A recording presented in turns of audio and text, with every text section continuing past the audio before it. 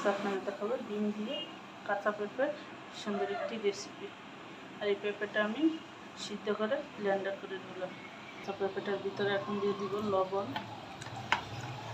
দিব হলুদের গুঁড়া পরিমাণ মতো, দিয়ে দিব মরিচের গুঁড়া পরিমাণ মতো, দিয়ে দিব ধনিয়ার গুঁড়া পরিমাণ মতো, দিয়ে দিব রসুন বাটা পরিমাণ মতো, দিয়ে ডিমটা দিয়ে দিব।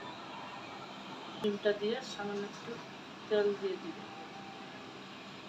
দিয়ে সবগুলো মশলা আর ডিমের সাথে পেঁপেটাকে ভালো করে মিক্সড করব।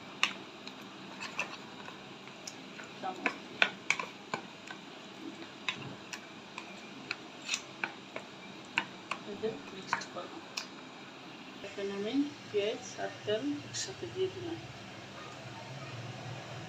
তেলের ভিতরে দিয়ে দিব একটা শুকনো মরিচ, কাঁচা জিরা আর একটা তেজপাতা দিয়ে এগুলো তেল আর পেঁয়াজের সাথে ভালো করে দিয়ে দেব। তেজপাতা, শুকনো মরিচ আর জিরাগুলো ভাজা হয়ে গেছে, মিক্সড করা পেঁপেটুকু দিয়ে দিব। দিয়ে পেঁপেটা নাড়াচাড়া দিয়ে দিব আর চুলা রাখটা কমিয়ে দিব।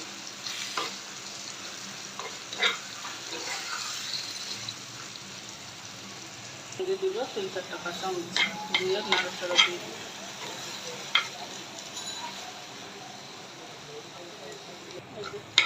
আমার ভাজা ভাজা হয়ে গেছে।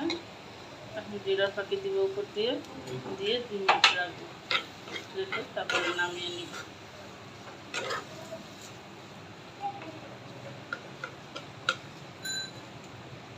এখন নামিয়ে নিব।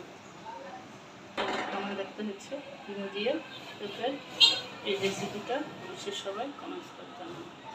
রান্নার বাদিটা কেমন হচ্ছে।